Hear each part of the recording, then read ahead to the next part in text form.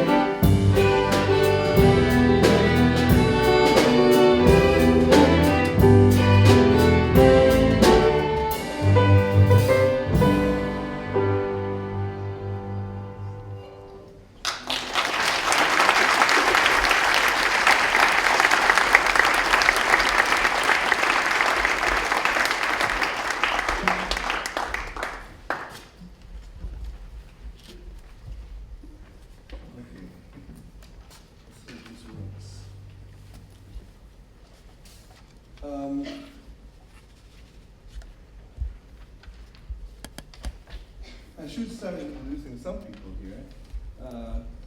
Over on the other fiddle is Matthew Meixner.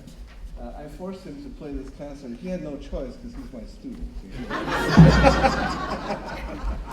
And so, in spite of his busy schedule, he's doing this concert. And in the middle, sorry about that, John. In the middle is Tom Nussmeier. Tom has known me for many years. The poor thing, when I was way back in the day when I was doing the Mankato Area Youth Symphony, he helped me out, and he just would always be patiently sitting there, a helpful presence. You know how that is? A reassuring, helping hand. I can't tell you how grateful I am for friends like that. So welcome Tom Nussmeier, and he is, yeah.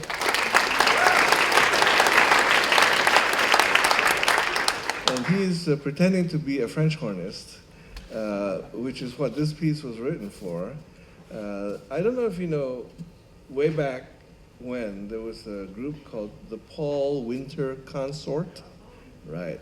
And so there was this piece that I was, every time I heard it, I could just see myself going down the rapids of the Colorado River. It's just like my thinking about myself skiing, you know. It's just, it won't happen, but still, it has that feel and you'll see. It's a wonderful piece. It's written actually by the cellist in that group called Eugene Friesen, and boy, it took a long time to get his permission to arrange this, but I'm glad we have it, and I'm glad we're doing it for you. River music.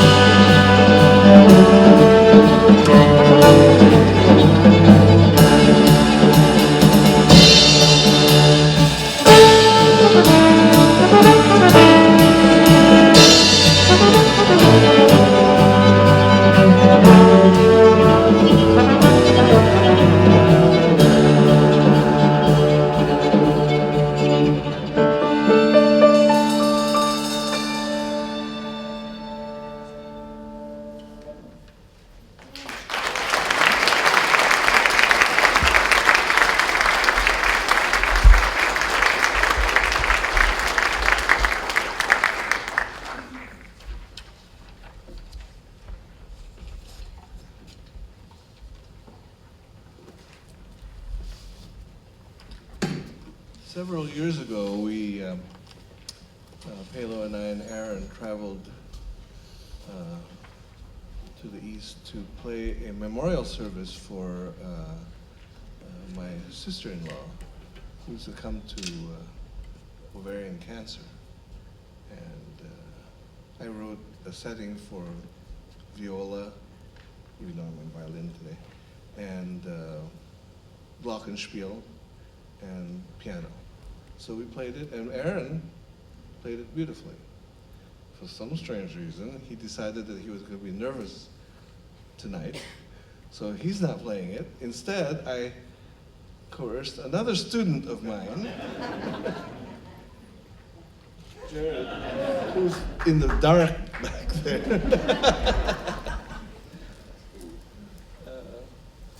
to play the glockenspiel tune. And in this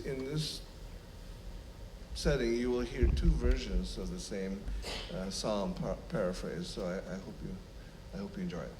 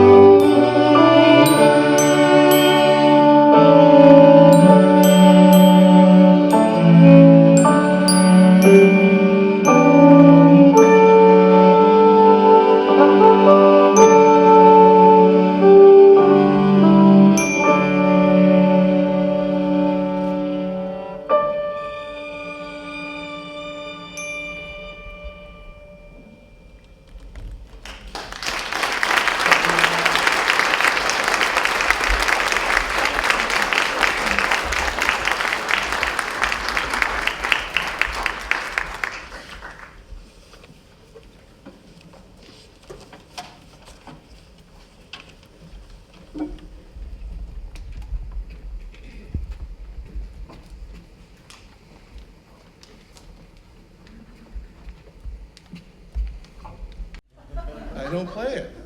It just sits there. And I just took it out a few days ago and gulp. I decided to play these pieces. And actually the first piece was one of these few occasions when I actually made the right decision to play the recital here instead of the chapel. And it's not just because of the belly dancing, but because of this tune. It's an authentic Norwegian tune played on an authentic Norwegian instrument by an authentic member of the Sons of Norway.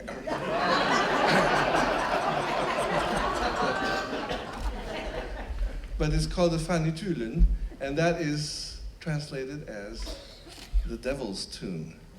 So it's a good thing we're playing it here. And actually, the other thing that terrifies me is that I have this microphone that's just like overhead here, and it'll show you all the things that I do wrong. And whereas actually this instrument is, from another era, and it's not supposed to be amplified. But just to give you an idea of what it sounds like, I thought I'd play it for you. Fanitulen.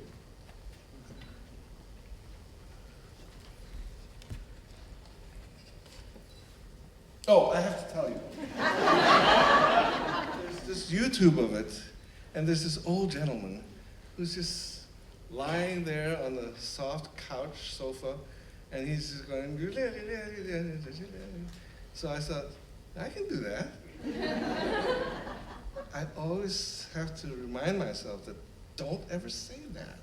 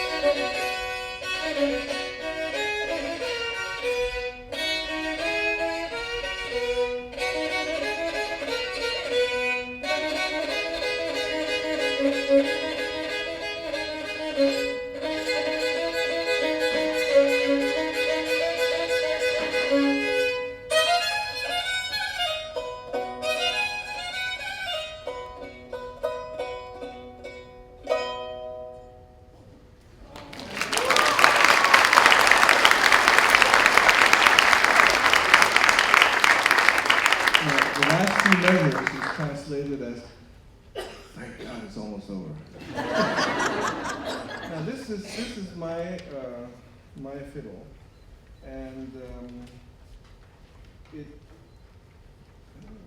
which should I use this mic to demonstrate what it sounds like?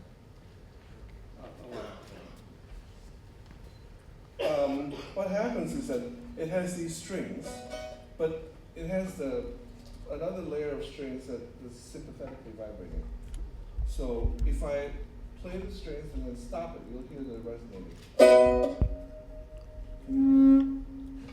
But anyway, you should have been able to hear it. I'll get my other fiddle.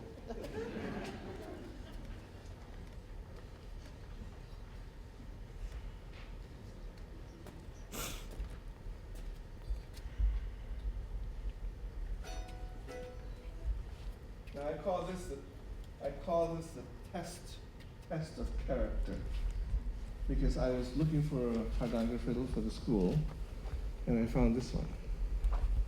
And it was not only a good fiddle, it was a good price. And so, you know how one person sits here, and then the other person sits here, and it was so hard. It's a beautiful fiddle. And my only regret is I never became Norwegian enough to convince somebody to learn the Hardanger fiddle. So I hope so. Ooh, I hope that wasn't mine. So anyway, this is a wonderful fiddle, and I'll play you another tune that I saw on another YouTube that I said, oh, I can do that.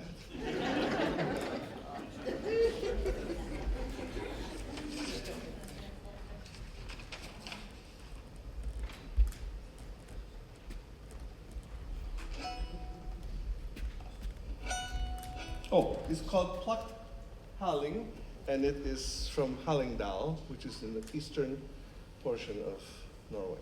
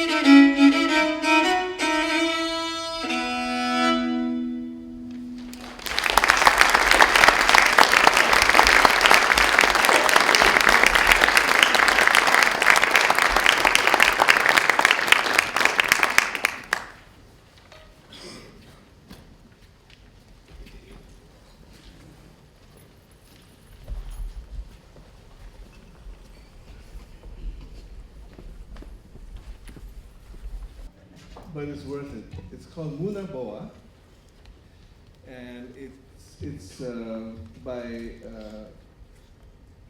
well, it's not very clear who it's by. It's officially it's by Jean-Luc Ponty, because he's the one that played the fiddle. But also you'll notice that there's a very prominent bass part.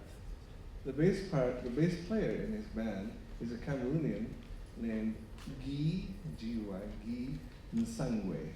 And I think I put that name in the program. And because he's just a fabulous, fabulous musician. And so I just could not resist doing this piece. So, Munabo.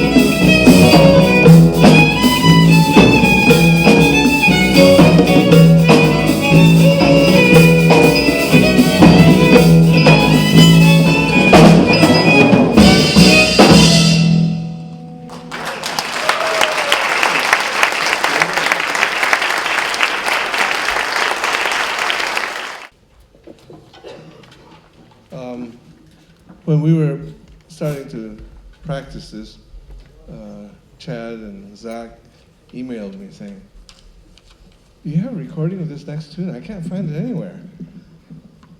And there was a good reason for it. That's because I wrote it. So not only do I pretend to be Norwegian, I pretend to be Egyptian or Arabic or something.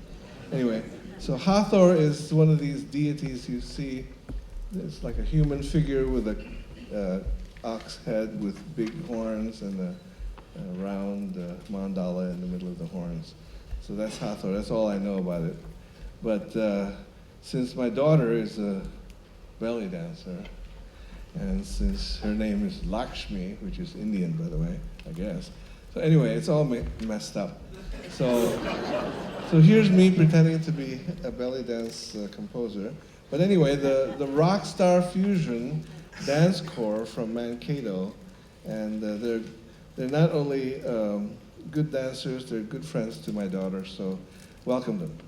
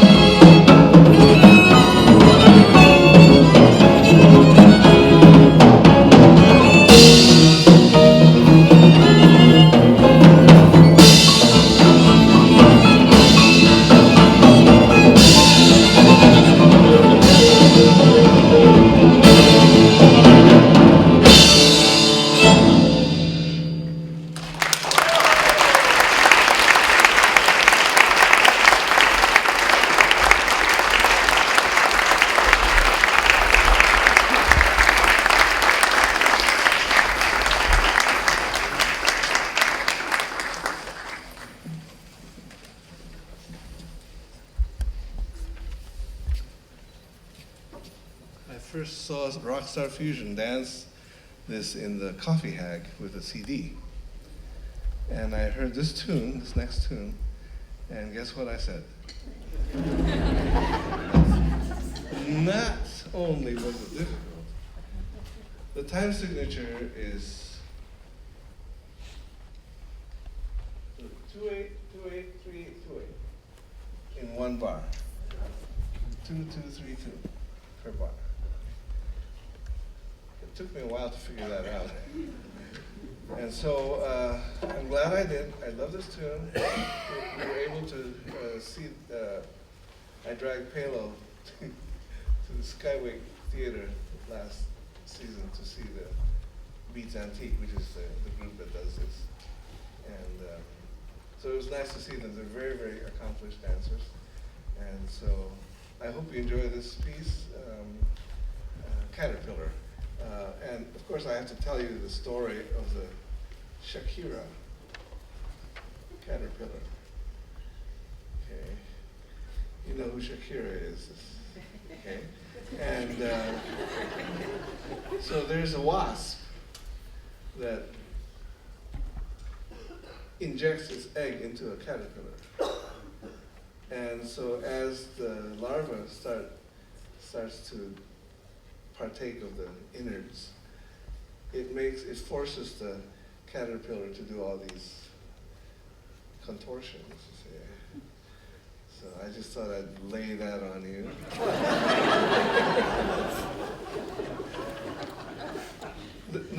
The other reason is that when you hear their recording of it, it does sound a little bit spooky. So there's that element of it. So there, enjoy yourself.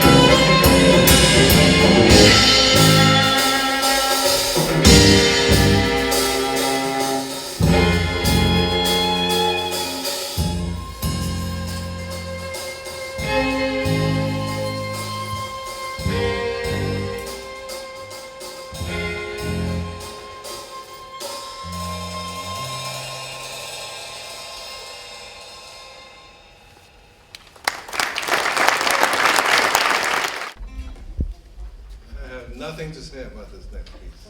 I don't know why it's spelled Cloutiers. I have no idea why the group is called Dreadnaughts. And I have no idea why they did it this way, which you will hear in a minute. It's just a waltz, but hey, it's a free country. Right?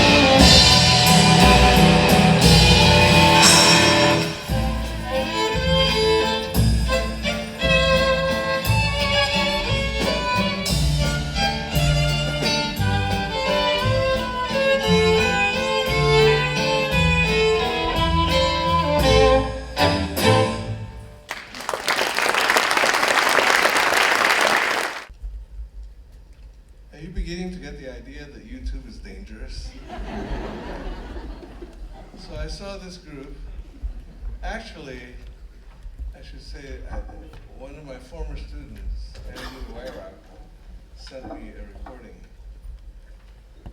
of this group. And then I looked it up on YouTube. And it was this motley crew of really skinny, toothless gypsies who were just amazing musicians. And they played this like they were bored. I mean, they were just, oh, no problem.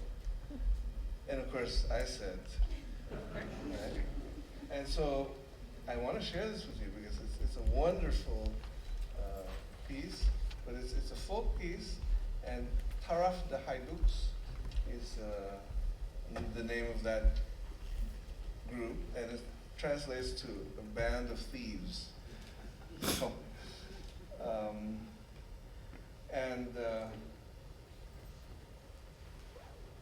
this tune involves more instruments than we have on stage. It has accordion, it has fife, it has all sorts of things. But it's just a wonderful example of a folk tune just gone haywire. So we'll try not to go haywire, but anyway, here it is. Recital.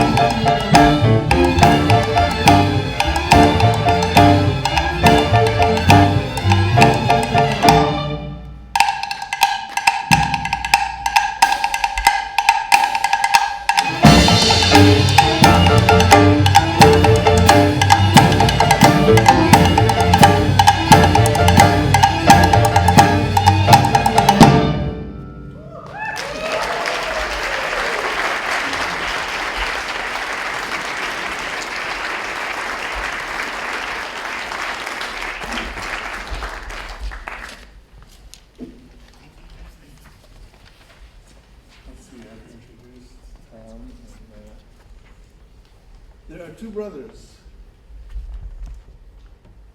Chad and Zach, who have also known me for years. I don't know me. But give them a hand, bass and cello.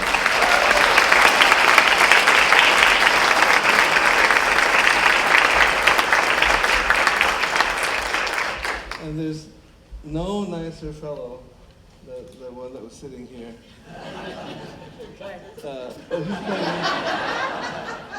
He's a colleague of mine, and he doesn't say no. So I dragged him in. He's playing piano. Tim Tollefson.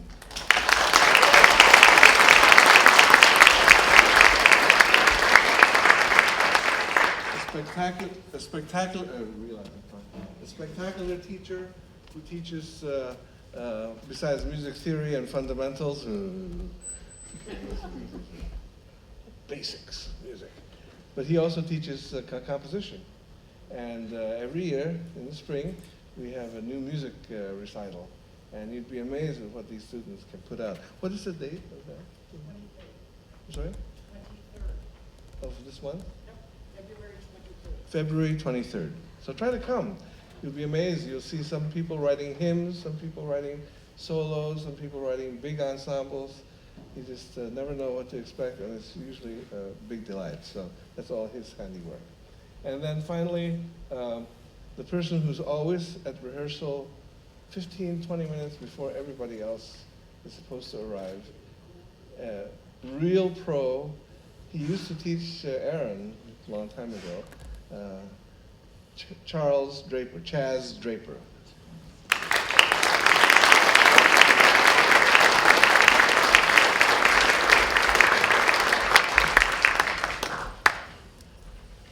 And I think on the program, I actually wrote down the composer of the Orange Blossom Special. So the poor guy never gets acknowledged. So here we go.